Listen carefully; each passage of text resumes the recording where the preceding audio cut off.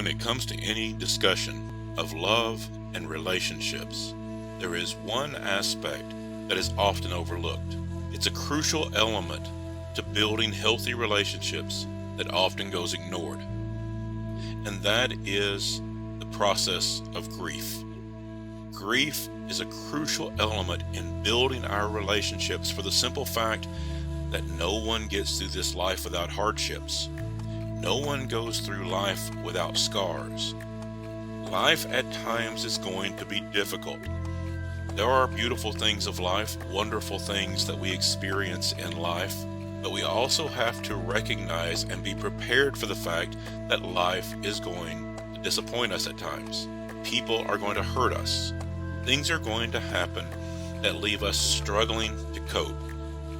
And when that happens, our natural instinct is to put up barriers, to put up emotional walls, keep people at arm's length, protect ourselves in an effort to not get hurt again.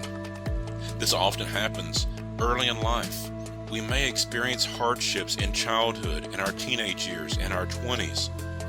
So by the time we are living an adult life with marriage and children and professional relationships with neighbors and friends and co-workers, we have built these emotional walls that we're so accustomed to, that have been with us for so long, we don't even recognize it. And then we wonder, what's wrong with my relationships? Why can't I get this right? We need to recognize that life is going to bring hardships, but there is a way to deal with those, and it's grief. The grief process helps us heal from the hurts of life.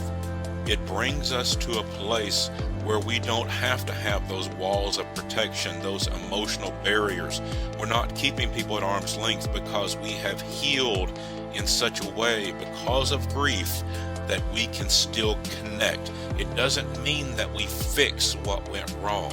Some things can't be fixed. If someone dies, if we have been betrayed, we can't go back in time and fix that. But there's an important aspect of this that needs to be understood, and that is, some things in life are so painful, they leave a hole in our heart. But you can live a really good life with a hole in your heart. Let me say that again. Some things in life are so painful, they leave a hole in our heart. But you can live a really good life with a hole in your heart. We can heal without fixing everything. Yes, the events of life will leave emotional scars, but we can heal in such a way that we stay connected to people, that we continue to love, that we continue to connect with our family, our friends, our co-workers in such a way that we can still live a life of love and relationships. When we recognize the need to grieve, the need to heal from the hurts, then we understand we don't have to protect ourselves. There is a way back. There is a comeback story for every hurt of life, and it is through the process of grief. So the next question is, how do I do that? How do I grieve in a healthy way to heal when life hurts? And the best way to do that is to get help. If we were physically hurt, we would go to a doctor. If our tooth was aching, we would go to a dentist. If our car didn't start, we would go to a mechanic. We have professionals to help us with the things of life.